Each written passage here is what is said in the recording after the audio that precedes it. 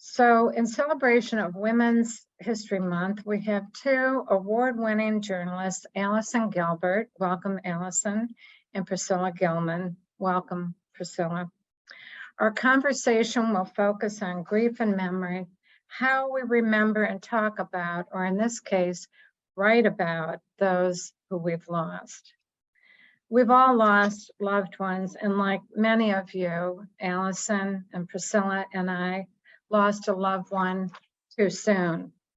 Priscilla's father had a heart attack when she was just 22, and then was diagnosed with terminal cancer when she was 27 and died, sadly, 9 years later.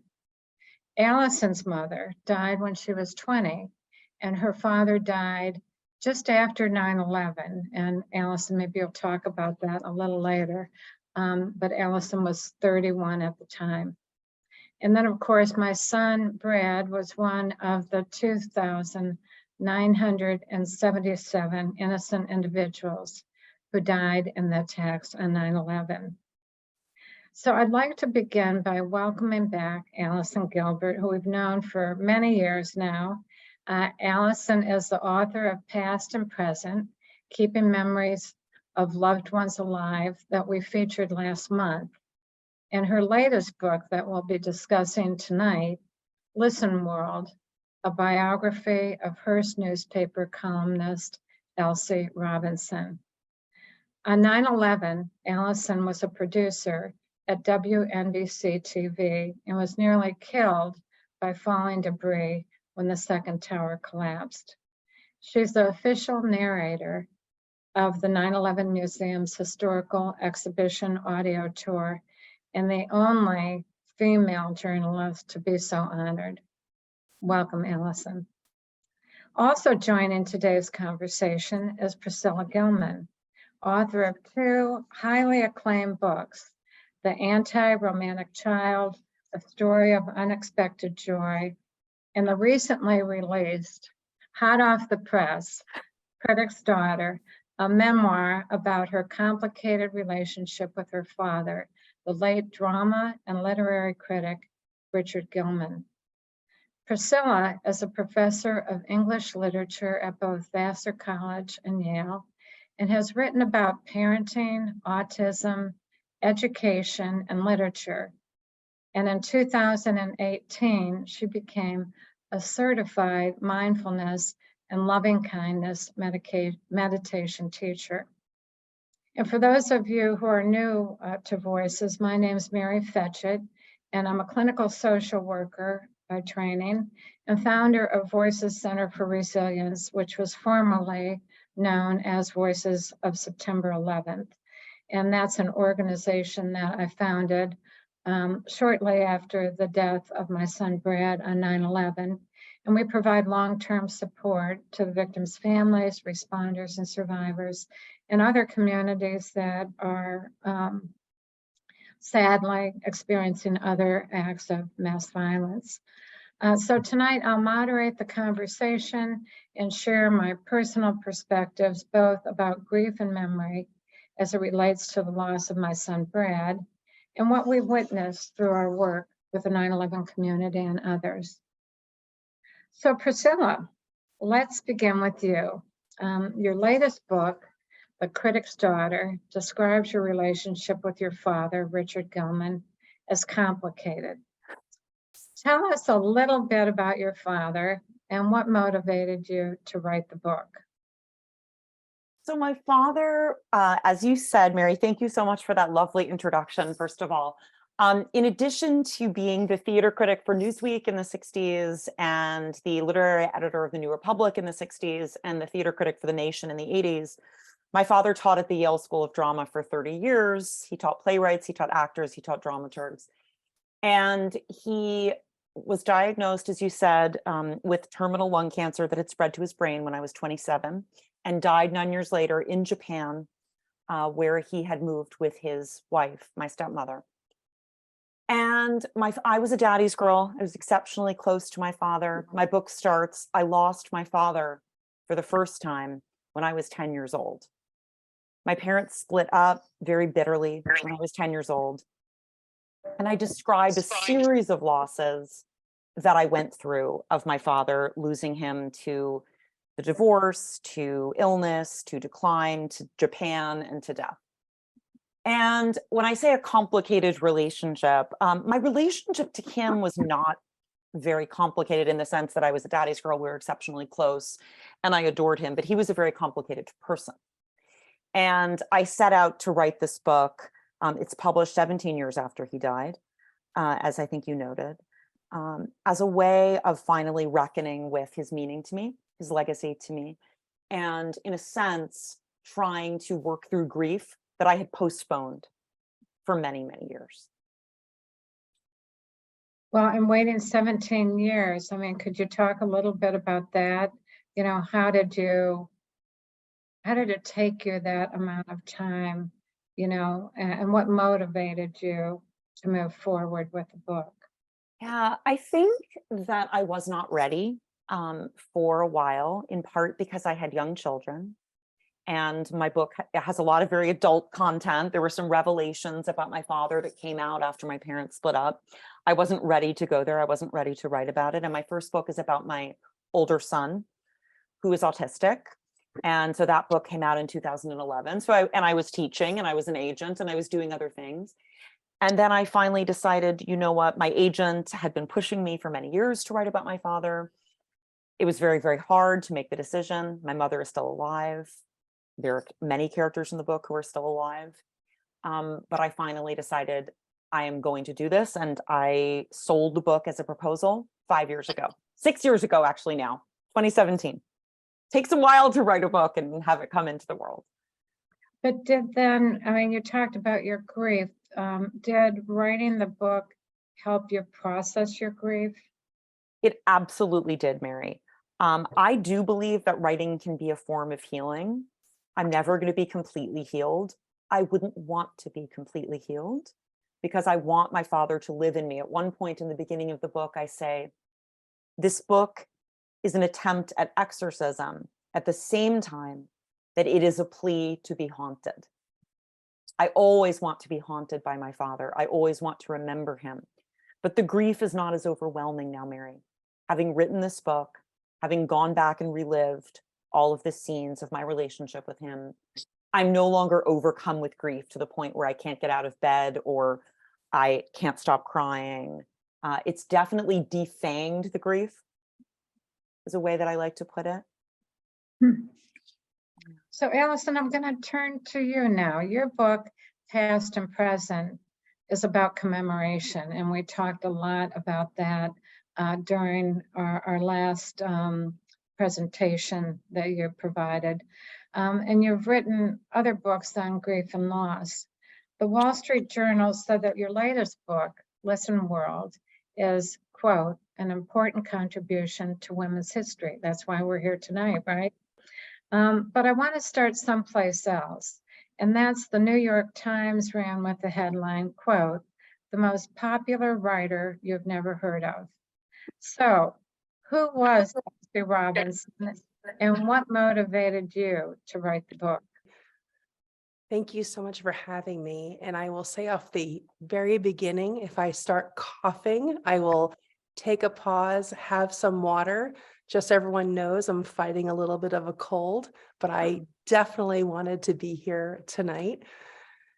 Listen World is about Elsie Robinson, who was an American writer who came from nothing. She had no connections, and she became the most popular writer in the country, the most read woman across the nation, and the highest paid writer in the entire William Randolph Hearst media empire. Her career spanned from the 1920s to the 1950s, and her writing, especially about grief, has really changed my life in many ways. I found it to be incredibly heartening, informative, instructive, and ultimately healing. How did you, were there any revelations that you had when you were it must have taken a lot of time to research Elsie, much different than Priscilla writing about, a lived experience. And there is a contrast here in the types of books that you've written. So tell me a little bit about that. Yeah, well, in terms of the contrast of the books that I've written, there is a crossover element, which is part of the first question you asked me, which is how I discovered Elsie Robinson to begin with. After my mother died, I was actually 25. You had said I was 20, but I was a little bit older. I had just-ish graduated college. I was not yet launched. I wasn't married. I didn't have kids of my own. And after she died, excuse me, my brother and I returned to my childhood home in the Bronx, and we were packing up her belongings, my childhood home, and tucked away inside one of my mother's books, she had retyped a poem about grief. And it was the most tough love poem about loss that I had ever read. And it was written and attributed by someone named Elsie Robinson. And I had no idea at the time who Elsie Robinson was. And it put me on this journey to really excavate everything that I could about her. So my mom died nearly 30 years ago. And about 11 years ago, in earnest, I started doing that digging.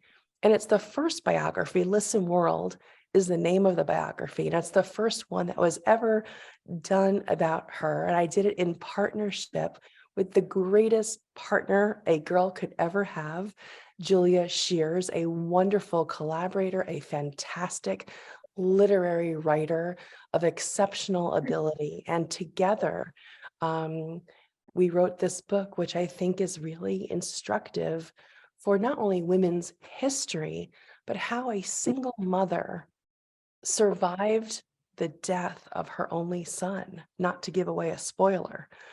But there is a large grief component into Elsie Robinson's work. And because I had lost my mom, and as you had said, after 9/11, my dad, her writing about grief was particularly meaningful to me. So you waited a number of years too, before this revelation, finding this piece of paper and the poem to start the book. So I'm wondering, how did grief, you mentioned about the loss that Elsie suffered with her son, the loss of her son, which I can certainly associate with.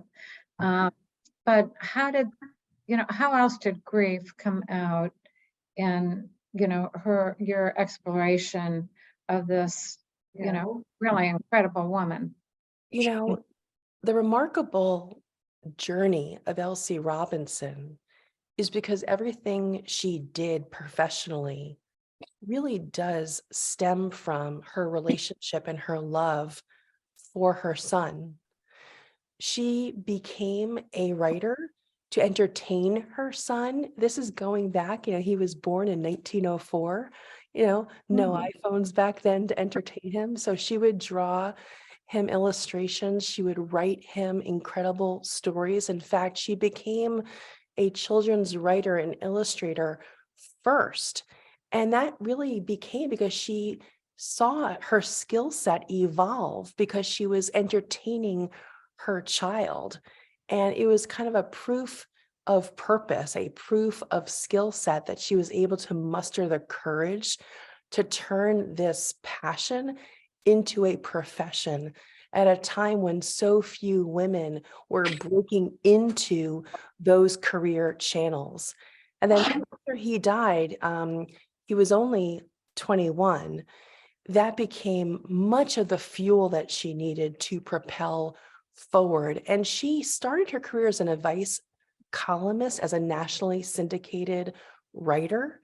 And she connected with her readers because she felt that she was one of them, someone who has gone through unimaginable loss and had to pick herself up and move forward, provide food and housing and get herself, a roof over her head. She divorced her husband, I should say, back when no woman was really doing that. She left her husband in 1912 just to forge this more meaningful, fulfilling life. And through that, her words were brash and just unapologetic about living life to the fullest, despite every obstacle that was really to the heart, as well as to the pocketbook, as well as to social strictures that kind of kept her confined. And so she used her elbows. She was not particularly soft spoken. She wrote in all caps and exclamation points and short sentences and declarative words. And she made no mistake to make sure that people understood her perspective. She made no apologies. She was quite brash. It's interesting because Priscilla, I'm seeing a connection here too between Elsie and your father, right? Oh, yes. I was thinking the same thing, Mary. That's so funny. That's a great point. My dad would love that too. Yes, that's such a great point. And a real connection with Elsie too. I'm thinking about the passage of time and how that plays into our ability to face memorializing our loved one. Yeah. And I remember after 9/11, the New York Times journalists were contacting families because they were writing the portraits of grief in the New York Times that went on to be published. And I remember receiving those phone calls and not answering them because I just wasn't ready to really talk about, or how can I describe Brad and what he meant to me in a paragraph.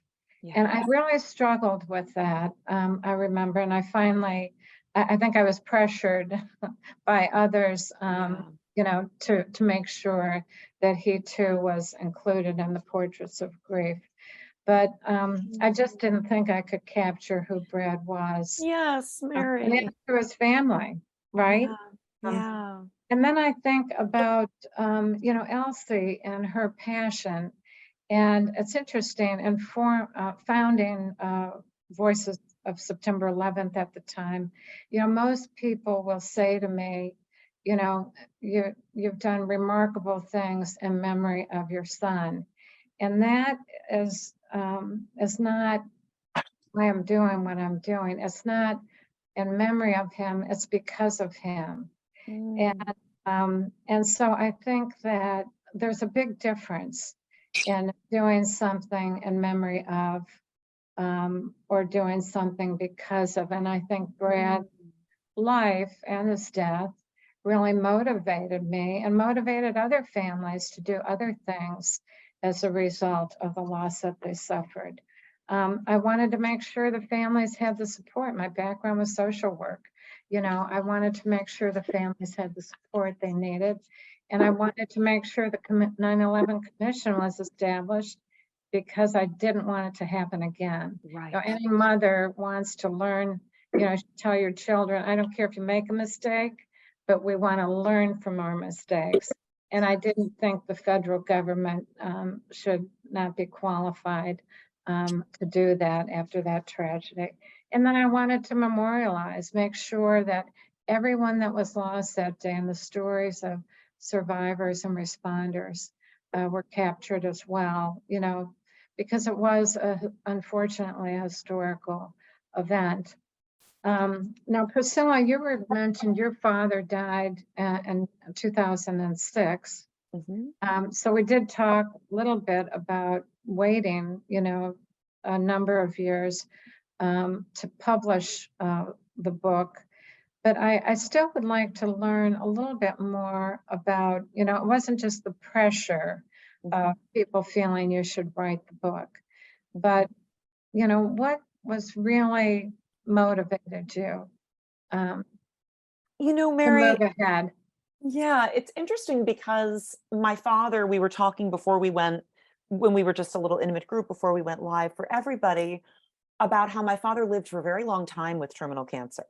And when he was first diagnosed in 1997, he was given 7 months to live. And we thought he outlived his prognosis by a lot.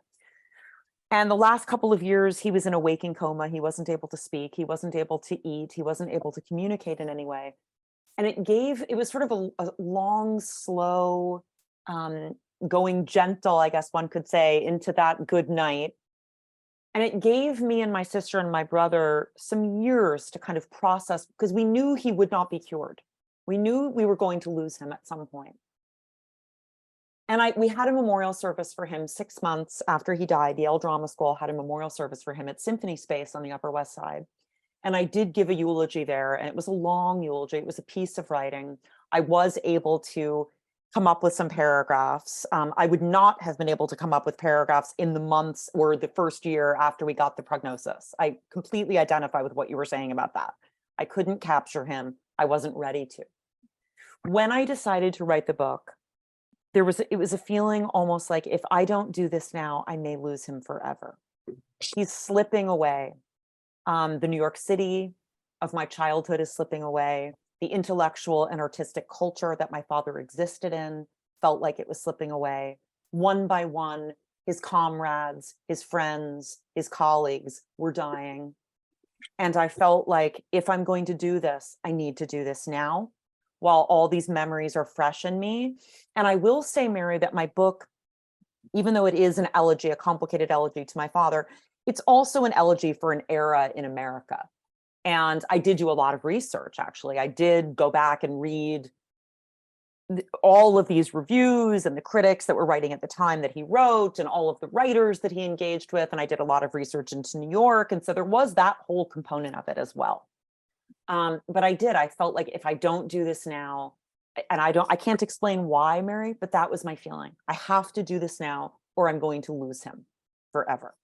Can I interject and just say, I feel very fortunate because I have read your book cover to cover, Priscilla, and everyone who is listening to this now should go out immediately to get a copy of this book. But I want to tell you why.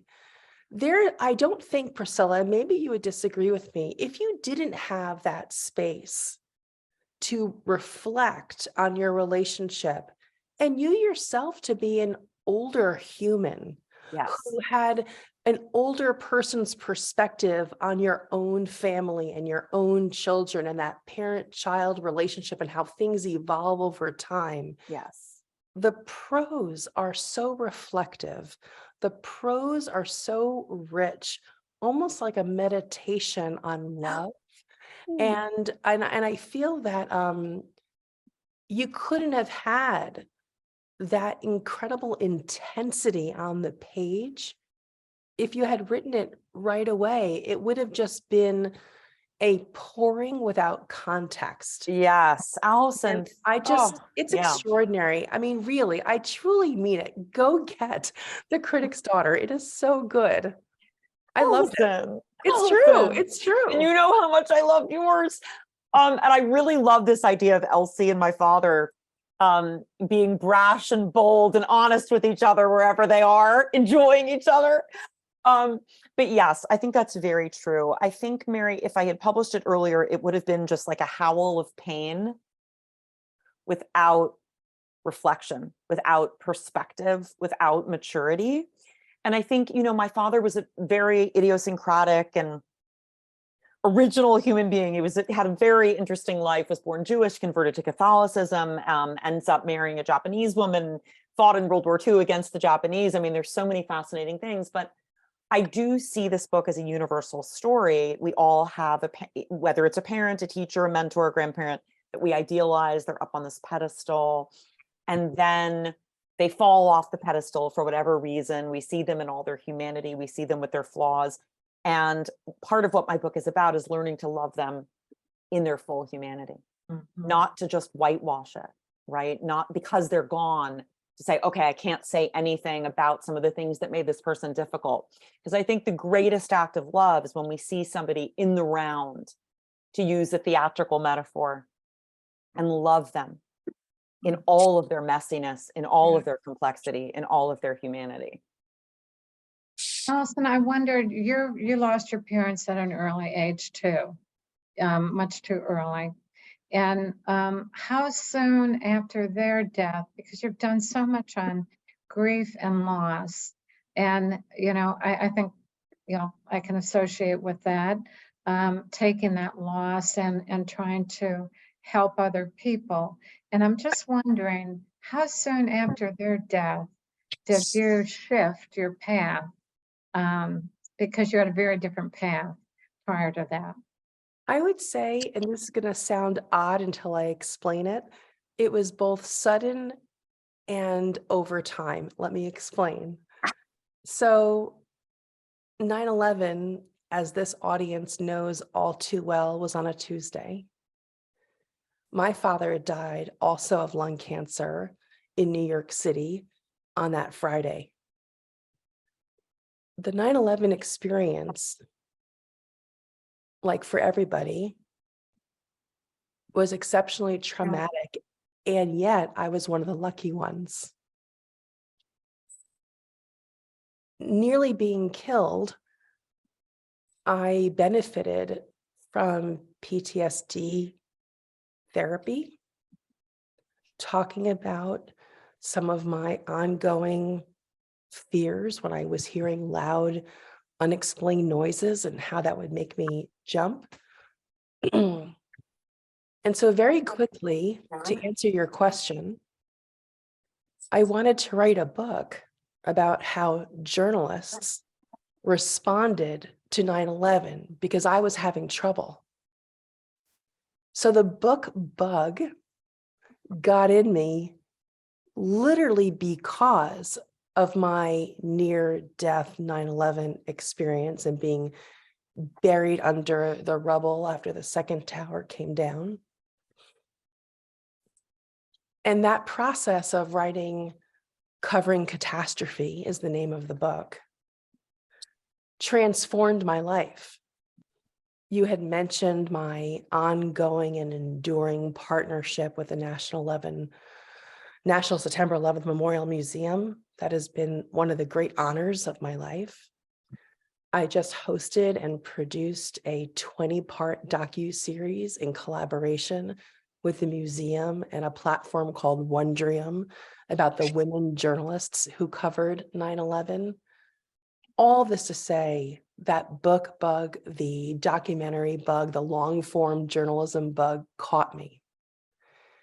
And then what happened is that I wanted to write more about grief and loss, because that's what I was thinking about, because my father was my second parent to die. So when he died, that was it. My mom had died a few years before him, also of cancer. And so grief was on my mind every day, nearly every minute, because I felt a great vacuum to have lost them so young. And so many books later, I started cutting down my hours working in TV news. You had mentioned I worked at Channel 4 at WNBC. I also worked at CNN and MSNBC. And those hours became fewer and fewer. It went from full-time job to, a part-time job, to a job share, to working freelance, and all of it so I can create more time for excavating and reporting on something that I could not shake, which is my grief experience. But then how would I be more capable of communicating what the collective grief experience is, no matter what the cause? And it just became really meaningful to me. I felt like I found my purpose. And then the fact that I found out about Elsie Robinson because my mother died. And the only reason, in my view, that there is now a biography about this great American trailblazer, the first one, it would not have happened if my mother hadn't died, because that is the only reason why we collectively learned Elsie Robinson's name. And that's a long-winded way of saying that what I have learned over the years about grief is that while I would not trade anything for having my parents back, there are these inexplicable gifts that come because of loss. And that my favorite word has become the word and, A-N-D. My parents have died and I can be happy. My parents died and I can use that experience to propel my life forward in ways that I could never have before imagined. And the and allows for sadness and joy. I don't have to choose. Both can be true, and one does not dishonor the memory of my mom and dad. Excellent. Very well said. Yeah. Oftentimes, and we touched on this a little bit, we exaggerate the good when we memorialize our loved ones. I think, Priscilla, you touched on that. If you'd written the book early on, you wouldn't have really told about who your father really was. Yes.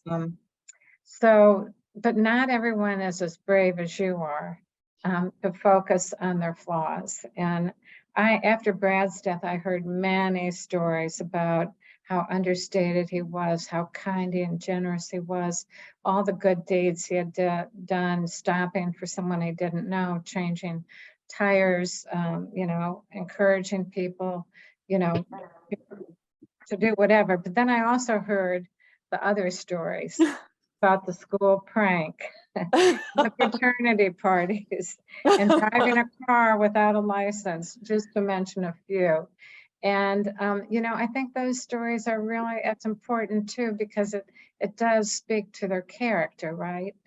And I remember when the 9/11 Memorial Museum was being built, our staff worked for over a decade, from 2005 until 2014, meeting with the families. We wanted to create the 9/11 Living Memorial, which today is an online memorial to the people that died on 9/11, and now the responders and survivors who have died since. And we collected over 87,000 photographs, which we gifted to the museum, a copy, when the museum was ready to, create the in memoriam exhibit. And that was a really wonderful, probably one of the most meaningful things that we've done, is making sure that everyone is remembered. And we found that depending upon the relationship with the person, they had a different perspective. The parents had the pictures of when they were babies and when they were growing up. Their wives had pictures of their marriage and their children. Yeah, and so on and so forth. But I think those different perspectives are really important and really talking about who the person is as a whole. But what we found, going back to talking about the difficulty of memorializing, some families wanted to start on that first day, and then some people just found it too difficult. And, it took them many years, many conversations, many meetings to start that process. And it was an emotional process because as they showed us the pictures, there were stories with each of those pictures. And, and so they really shared their life with us in the story of, so it wasn't about their death, it was about their life. But it was a very therapeutic process.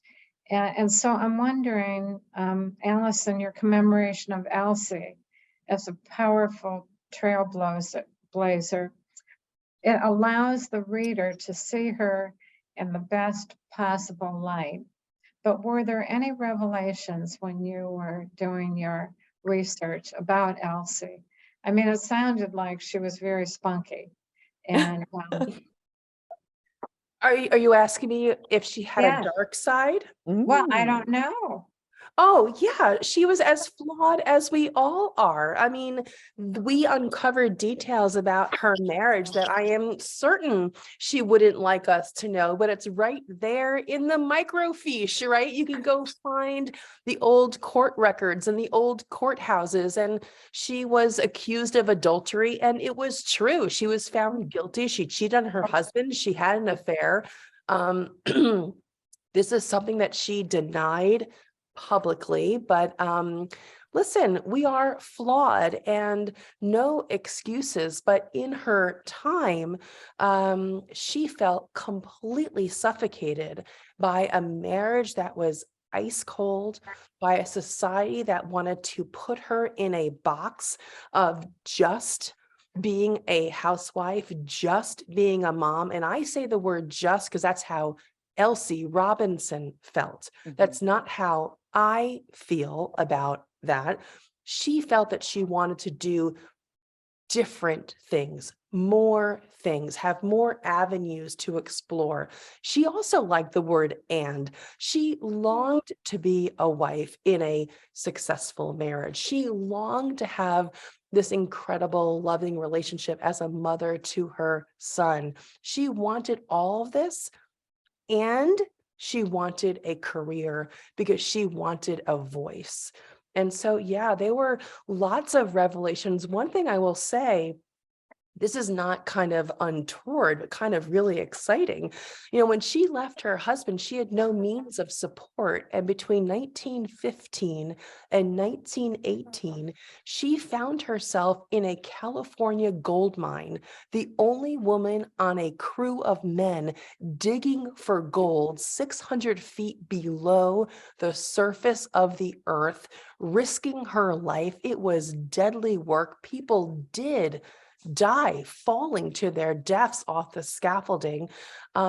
This was hardcore, bloody, draining work, and she survived and ultimately thrived. What she would say, and I wonder how this lands for you, Priscilla, is that what she would think in the moment as being the most difficult time in Elsie's life, those 3 years doing hard labor in a California gold mine, ended up being the best time in her life because it showed her that grit could be a propulsion to this bigger, different life.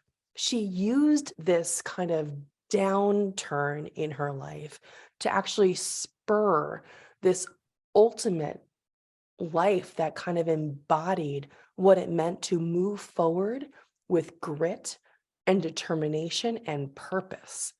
And I don't think she would have sought out that gold mine experience, but it was emboldening. And I think that we think about that experience, and we all think about the darkest times in our lives. It is never all just black and white. I am sure that I speak for most people on this call that we would all want desperately for our loved ones to come back. But since that is impossible, what can you do to harness that experience as we, by necessity, move forward? And I feel like that is one lesson in Elsie Robinson's story, that in Listen World, we try to really make sure bubbles to the surface, is that you may not want these experiences, but they are here anyway. And what can we do in the face of them to move forward in a much more fulfilled, whole, and albeit sentimental way for keeping our loved one's memory alive, which she did through her writing? Were there things that you found out about Elsie that you decided not to include in the Oh, of book? course. You know, it's a book. You can't include everything. You know, one just fun aside. And I'm actually going to put this in my April newsletter. And I have a monthly newsletter to my readers. And Elsie was born in April of 1883. And as a treat for my readers, so please sign up for my email newsletter list if you want this. we found what we did not include in the book was an actual recipe she wrote for Good Housekeeping magazine when she wrote under the pen name Elsinore Kroll, not Elsie Robinson, but she wrote under her married name when she got started. And we found her recipe for ravioli using peppers and garlic. And so that recipe from, I think it was, don't quote me, 1918 was one of her first bylines in Good Housekeeping. I'm going to include that recipe in my April newsletter. So that is something that we could not put in the book, but I'm really happy to share with readers in April in honor of what I think, if I did the math correctly, what would have been Elsie's 140th birthday. That's great. And yeah, I forgot to mention earlier that we'll be sending an email with, your websites and contact information. We thought it would be easier than doing it through the chat. Now, Priscilla, Yes, Mary. your book has been reviewed by many publications. Allison mentioned not once, but twice. Have you had books reviewed by the New York Times? Nick Hornby called it beautiful, honest, raw, careful, soulful, brave, and incredibly readable. Now, how and why did you decide to be thoroughly honest about your father, his infidelity, and other family secrets, what a lot of people would have kept under the covers, and you decided to include it in full light? You shined a light on it. I did, Mary, I used my father as inspiration. My father, as you said before, when you connected him to Elsie, was very committed to honesty. And he himself wrote a memoir that was published in 1986. It was on the front page of the New York Times Book Review called Faith, Sex, Mystery, in which he wrote about his conversion to Catholicism from Judaism in his 20s. He wrote about his sexuality, which was very shocking at the time. We would now call BDSM tendencies. He wanted to be dominated. So he was on Fresh Air with Terry Gross when I was in high school, talking about his sexuality and his affairs and his infidelity. So a lot of this stuff was already out there. But my mother did say, yes, but that was a long time ago. Do you really want to bring it out again? And there were other things that I brought out in the book that he had not written about. However, Mary, I felt that if I was going to do this book, if it was going to be a good book, if it was going to be something that could help others, because I will say that my primary impetus with both of my books, make others feel less alone. When my child was diagnosed with a host of special needs when he was 3 years old, and I was told by my ex-husband, I'm very good friends with my ex-husband, I love him dearly, but he said, don't tell anyone. Don't tell anyone, keep it secret. And that takes a toll. And not processing grief, not writing honestly about things, not admitting the truth of what happened takes a toll. So for me, if I'm going to write this book as an act of love and an honest gesture to help people look at the people that they've lost in their own lives and honor them in all of their complexity, I can't whitewash it. I can't sanitize it. I can't cordon off certain things as worthy of inclusion and other things as being too salacious. My father wouldn't have wanted that.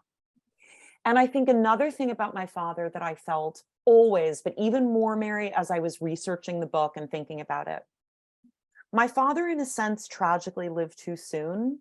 He died of lung cancer. He was addicted to cigarettes. He was an addict. He smoked to self-medicate for depression. If he had lived 30 or 40 years later, he could have taken medication to manage his depression. He would not have labored under so much guilt and shame about his sexuality. He would have had a much greater support system and not felt that he had to hide so much of himself. He never told his parents that he converted to Catholicism, his Jewish parents. Never told them. There was no internet. They couldn't find out. So much of his burden came from having to keep so many aspects of himself secret and from feeling so much shame around aspects of his being that I, as a mother, would look and think, my father was so alone. My father could not confide in his parents. My father could not rely on his parents the way my children, both of whom have special needs. My younger son was severely dyslexic and dysgraphic, so I had 2 children with special needs. And I just felt, I think, raising them and teaching them to not be ashamed of their challenges, not feel that they had to keep parts of themselves secret, that in writing the full picture of my father with an abiding love and belief in his worth, that I was modeling for people how to accept people in their lives, whether gone or still here, in all of their complexity, with compassion and clear eyes.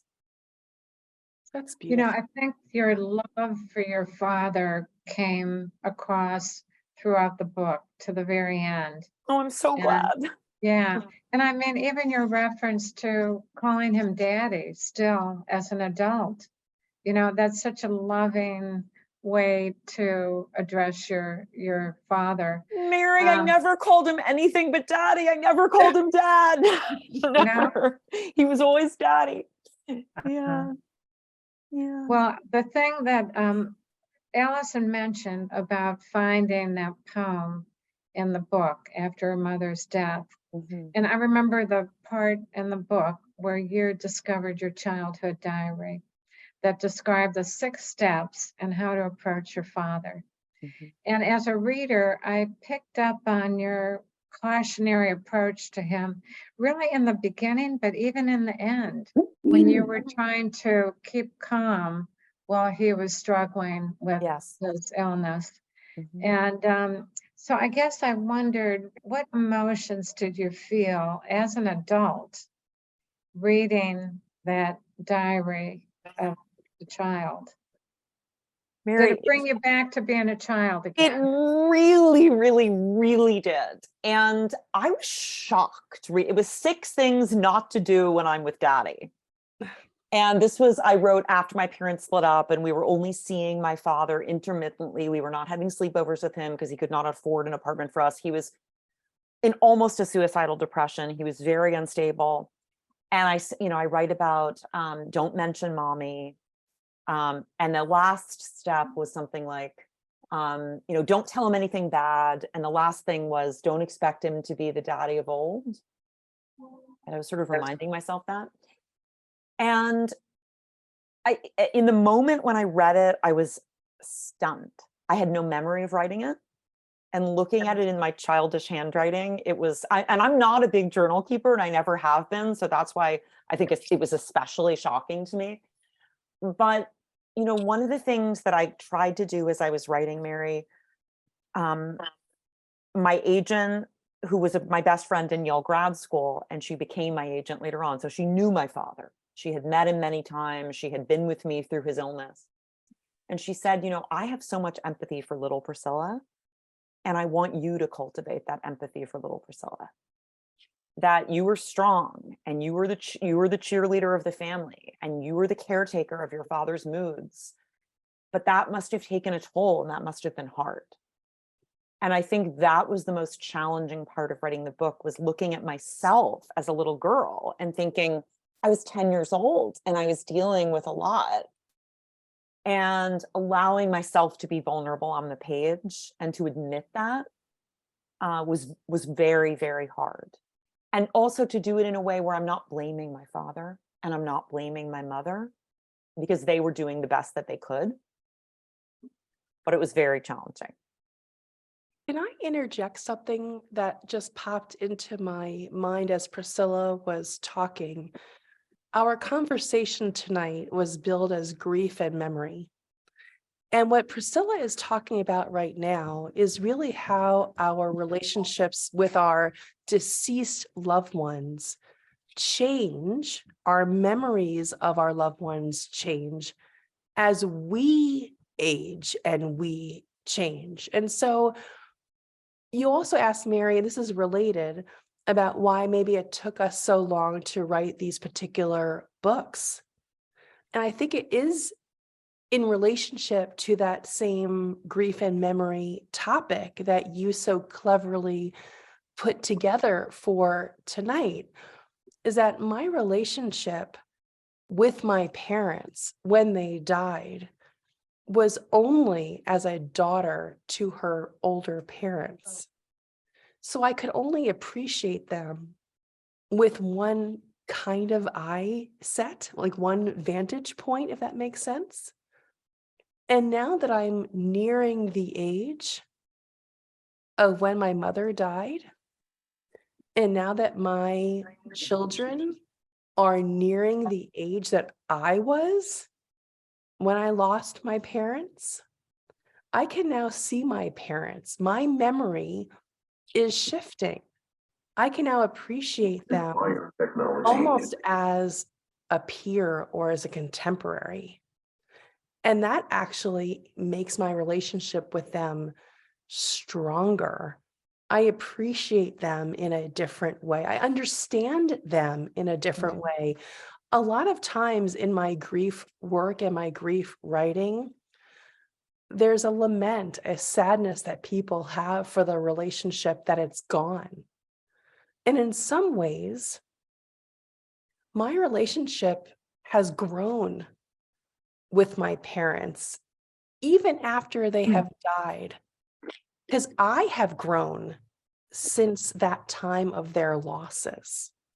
So I just understand them differently. I think that's in some ways, Priscilla, that's what I heard from what you were saying. Maybe I'm wrong. Allison, thank you so much for eloquently articulating I 100% agree with you. And it's interesting, when I did an interview on all of it with Allison Stewart on WNYC. Oh, rub it in. She framed the interview in terms of, it was so interesting to me. I had no idea in advance what she was going to ask me. And she framed it in terms of Priscilla Gilman looking at her parents as human beings living in the world rather than merely as her parents. Yes, yes. And that is what you're saying, that I think as we grow and evolve and we are ourselves parents, and we see how every parent makes mistakes and every parent tries their best, and you think you're doing the right thing and it ends up being the wrong thing, gaining that compassion. I was never angry at either of my parents for what they did, but there was a feeling of kind of bewilderment when they split up, because I loved them both so much and that they did not love each other. Coming to see them both as individuals. Mary, I did want to say one thing also about grief in terms of my literary background. So when I was an English professor, my specialty was the British Romantic poets, and Wordsworth in particular. And Wordsworth is the great poet of grief. He's considered to be the great poet, though nothing can bring back the hour of splendor in the grass, of glory in the flower. Okay, this comes from Wordsworth. Or he writes in another poem, that time is past, and all its aching joys are now no more, and all its dizzy raptures. Not for this faint I, nor mourn, nor murmur. Other gifts have followed.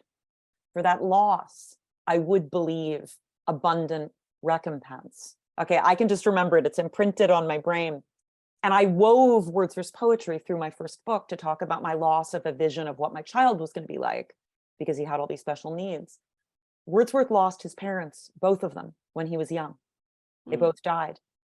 He was a foster child. He was separated from his siblings. He grew up understanding loss, and then he lost his sister. And he lost two children, Mary. Two children. Surprised by Joy, which is the title of a C.S. Lewis book, comes from Wordsworth's poem, Surprised by Joy, about the loss of his daughter. And I would love it if we could put up a link to some of Wordsworth's poetry, because I think it would be very helpful to people who have lost both children and parents, because he writes about both of those kinds of losses. Yeah, we can put that, we're going to send out an email, because I think it's harder for them to copy things if it's in the chat. Well, two things. Allison, when you talked about reaching the age of your parents, we've seen that constantly in the 9/11 community. When children, I can take my own children as an example. Brad died when he was 24. When they reached his age, that was a real turning point. I think it's so common for people that have lost a parent to, cancer or, heart disease, whatever it might be, that when they reach that point, they wonder if they too are going to catch the disease and end up dying prematurely as well. So I think that's a real common phase and milestone that people go through. I love that you found that poem, and I love that you found your diary, Priscilla. And after Brad died, one of my finds was he had a journal, and on the first page he had a quote: "You can tell the character of a man by what he does for the man who can offer him nothing." And I thought it said a lot about Brad's character. And then he wrote about it. But I think, and what my experience has been after 9/11, it's those people from all walks of life that are compassionate, that reach out and help in one way or the other. I mean, it might just put a hand on a shoulder, I'm thinking of you, or a note that you receive, or a call that you receive. Yeah.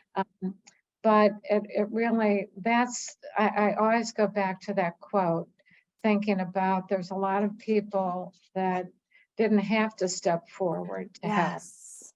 And because it might have compromised if they were a congressman or a senator or a president, whoever, that might compromise their position, so to speak. But I think that's seeing handwritten notes or seeing something that they kept or they wrote that was important to them. I think it's very meaningful. They're treasures, really. Yes. Somebody dies. Yes. Mary, I so agree. Finding anything that has my dad's handwriting on it, it's like a precious gift. I have a drawer where I keep artifacts or talismans or little things that I found. About a month after he died, my stepmother sent me an envelope from Japan of things that he had brought from New York to Japan, and he had kept my sister's and my hair from haircuts over the years in envelopes where he had written in his black spidery handwriting, "Girl's hair." He had kept a poem that I wrote when I was 9 about loneliness. I write about this in the book. And so I now have the file that my father took with him to Japan to keep me and my sister close to him when he was living far away from us. And it's a way, and Allison, I wanted to get back to something that you said before, because I think would be so helpful for everyone here to hear this again. I feel my father around me all the time. Mm-hmm. My relationship with my father is not over. I feared that it might be when he first died. And I feared, there's a line from John Keats, another great romantic poet. He's talking about illness and all these things, but then he says, but death is the great divorcer forever. And that's how it felt. I've lost my father irrevocably. I feel my father around me all the time. I feel him when I teach. I'm going to be teaching Chekhov and using his Chekhov book to teach that. I feel him around me when my son goes over and has dinner with an old friend of my father's and a colleague of my father's. I think about my father and what he would think about the New York Giants, because he was a big sports fan, right? Whenever I watch a Giants game, my dad is with me. And it used to be that sometimes when he was with me, it was so painful. And now I feel like I can let him be with me, and it's not as painful. I love that.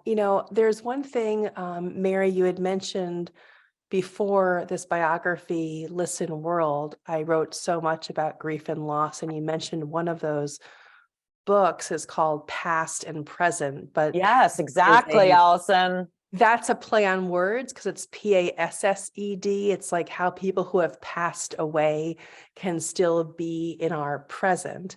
And there are 85 opportunities, ways, strategies, ideas for keeping the memory of our loved ones alive. And there are things that we can do. There are 85 ideas in this book, but here's my message in a nutshell. You have to do them. there has to be a level of acceptance of agency that you have the power to keep the memory of your loved one alive.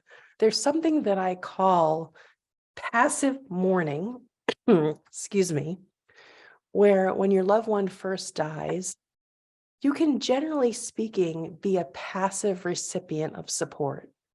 People generally know what to do. They know how to comfort you. They may go to a wake. They may go to a shiva. They show up for a funeral. They kind of know what their role is supposed to be. You can be passive. When it comes to remembering, that is no longer the case. That's where a lot of people get stuck, because they're still waiting for other people to share a story, other people to call them on a birthday or an anniversary. But here's the truth and the more difficult rub that we all need to learn. The act of remembering is up to us. That is not anyone else's responsibility.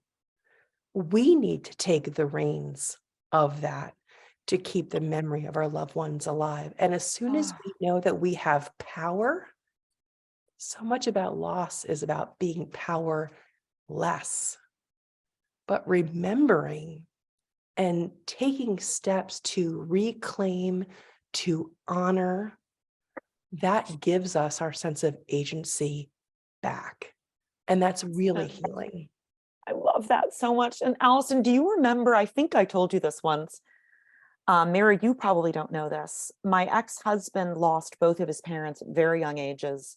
His father had multiple sclerosis and died at 54 in a nursing home.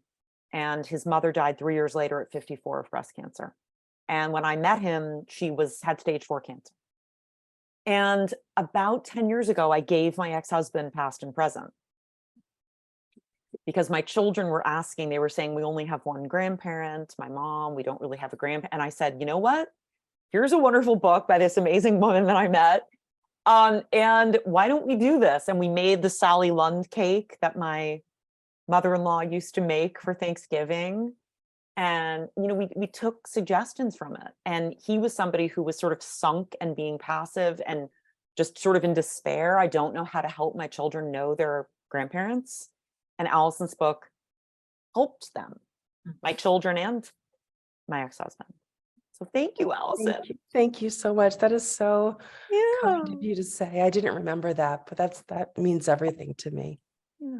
Well, I think writing about them and talking about them and seeing them, sharing photographs, sharing memories is so important. But Brad is very active up in heaven, because since he died, I find pennies everywhere. Love that. Oh, Mary. Here in New York, I got into a cab last week and I looked down, there was a penny at my foot. So I picked it up. And then on the way back in another cab, there was a penny on the seat. And I thought, gee, this must have fallen out of my pocket. But I checked my pocket. No, I have a big collection of pennies. And I think that whether it's music or something that reminds you of them, you have to be aware of that too. Yes. Can I put that into a very practical framework, if you don't mind, Mary?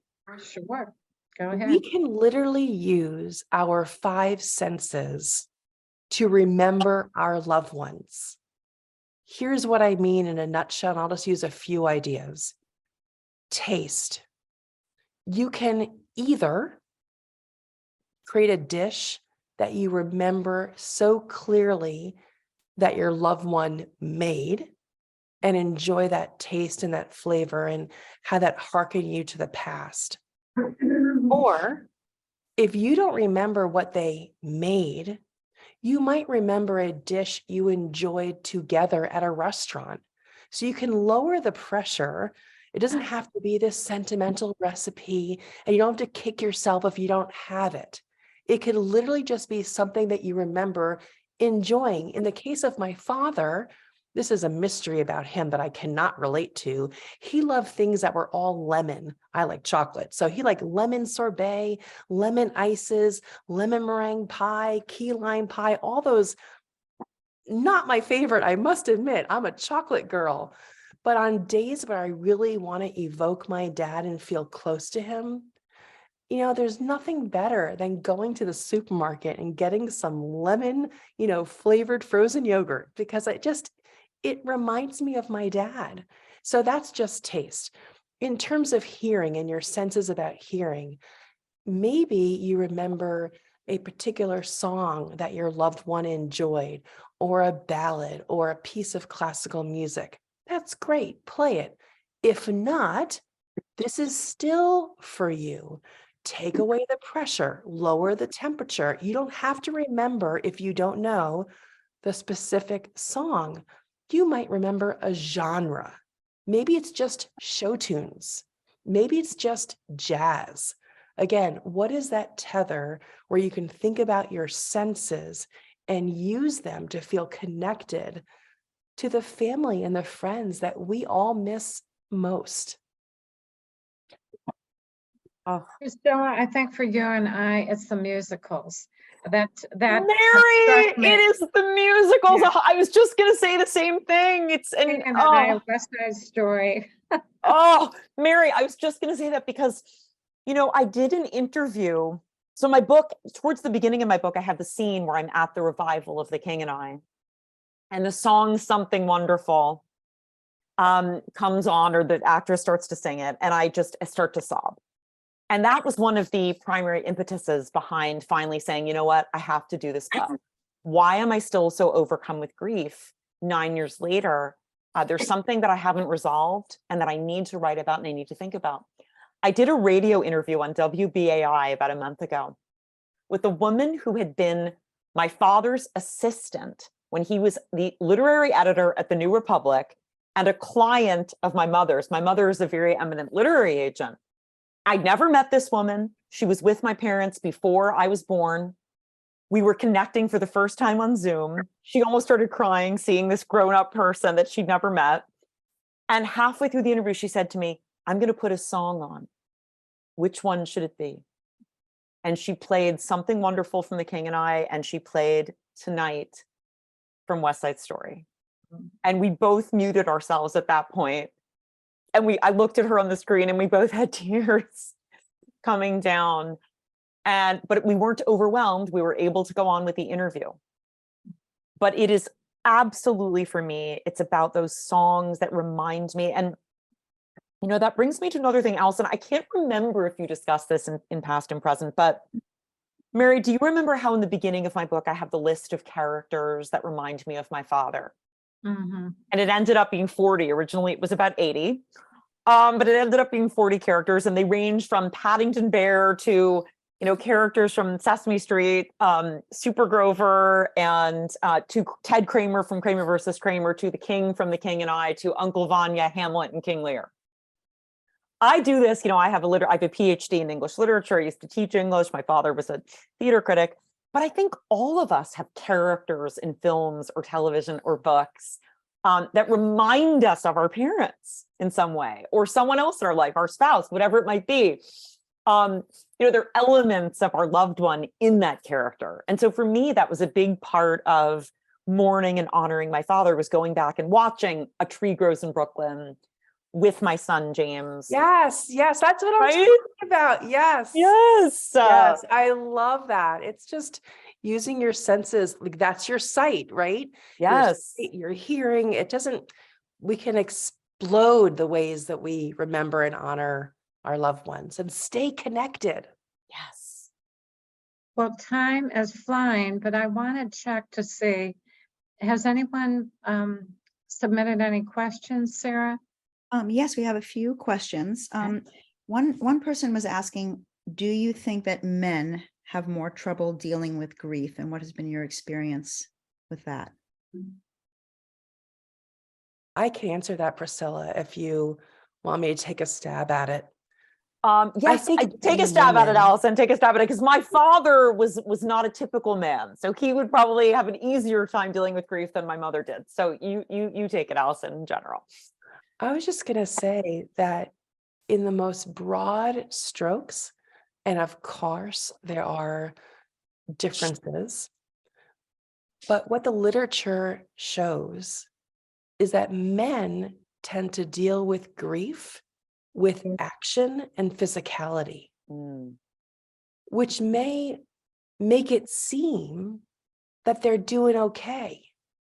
They may pour themselves into, again, I'm doing broad strokes here, into projects in the garage, or going on a drive, or fixing things around the house. Very tactile is the way that some men, the literature in grief shows that they are physical manifestations of their experience.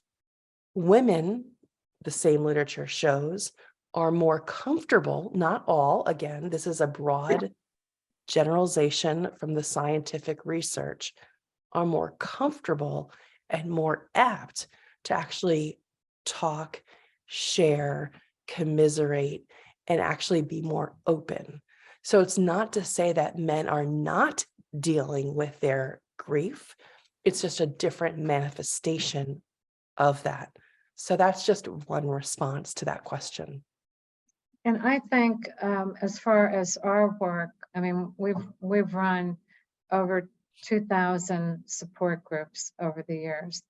And I would say a very small percentage of men participated, especially when it's about bereavement and loss. It's typically women. I do think people heal. Our research that we've done, that people heal by giving back. Advocacy work is very healing, because you have a purpose and you're trying to make a difference. Similarly, I think women more so than men, not related to the survivors and responders, because those are men that are advocating, but I think women were much more active in many of those cases. I would add just one quick thing.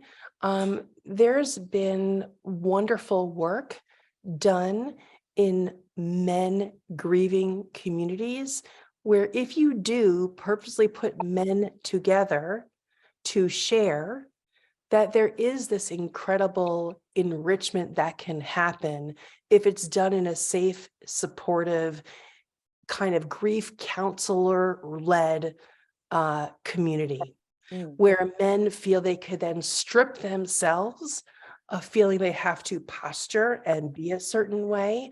There are widower support groups that have been highly successful when men are allowed to be in community together with the shared experience of having lost their wives.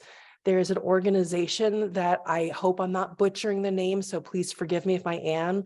It's called Men to Heal, and that is run by, his last name is Harris, an incredible organization that is also meant for young men to older men to just be honest and truthful, and to have some real validation from their male friends and male community members. And so there are male specific resources out there that I think allow some men to feel more comfortable sharing, as opposed to in a multiple gender environment.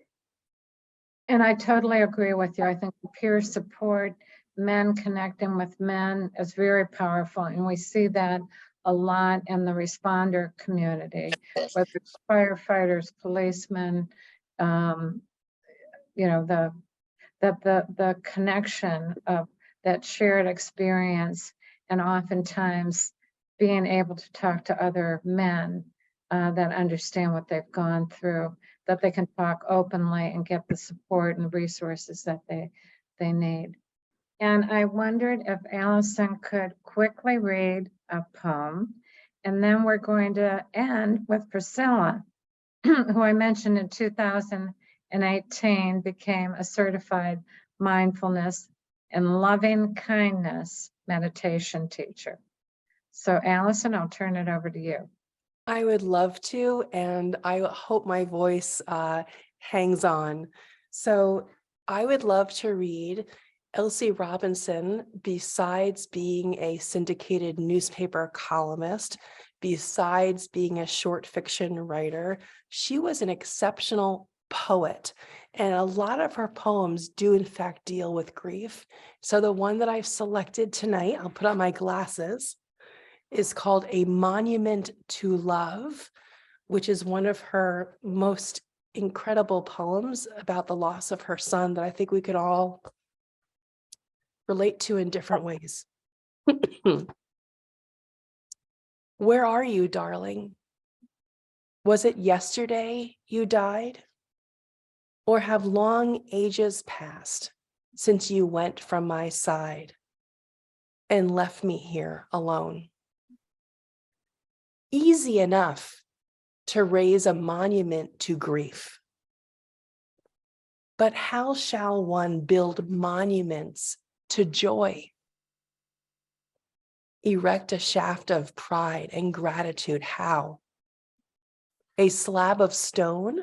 No, stone's too cold and dead. Your body died, and with it half my heart.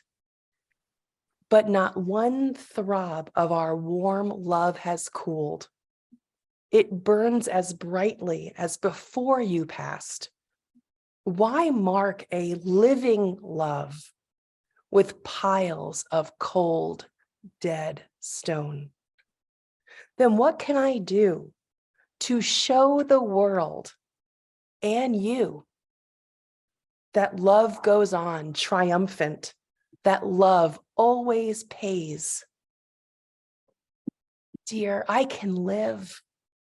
Of my own life, I'll build your monument. Yes, love can be that shining miracle, and my strong life shall be your monument. And that was written in 1934 by Elsie Robinson. Oh, Allison. I mean, I remember when I read it for the first time, that poem, it echoes Shakespeare and Wordsworth. Not marble nor the gilded monuments of princes shall outlive this powerful rhyme. That's a famous Shakespeare sonnet that I used to teach. And Wow. Surprised by Joy by Wordsworth about the loss of his child. That's just beautiful. I love it. I love it. It makes me feel stronger. So Priscilla, we are going to end with you, and we'll do a meditation. Then just briefly, I'll mention some of our upcoming programs. Okay. Everyone, get yourself into the most comfortable position that you can. You might want to close your eyes. Feel your body sinking peacefully into your chair, your couch, or your bed. Just feel your breathing slowing, taking nice deep breaths in and out. Feeling all the wisdom and the insight and the compassion that Mary embodies with this organization. Just feeling yourself taking it in, breathing it in as nourishment. We are in community. We are in solidarity. And we are all here accompanying each other. And just let go and relax, knowing that you are in this safe, protected space where we all get it. And wherever you may be in your grieving process, whether you lost someone very recently or you lost someone many years ago, wherever you are is where you are meant to be. And just relax and gently breathe out. letting go of any guilt, any feelings of frustration that you're not farther along in your journey, because there is no right way to do this. Wherever you are right now is where you're meant to be. And as you gently drop the shoulders and breathe out anything that doesn't serve you, say to yourself silently, may I live with ease. May I live with joy. And joy, Anne Mara Lindbergh once wrote that joy is not happiness because joy can spring from the cliffs of despair. Joy doesn't mean denying sadness. It means being in touch with deep meaning and feeling accompanied in a supportive community like the one that Mary founded and nurtures to this day. So dropping the shoulders and breathing out. And whenever you're ready, you can open your eyes and come back to Mary. There she is. Well, thank you, Priscilla. Thanks again to both of you, and I hope everyone has a good evening. Thank you so much, Mary. This was such a joy in the deepest sense of that word. Great. Bye, everyone. Bye-bye. Bye, Allison.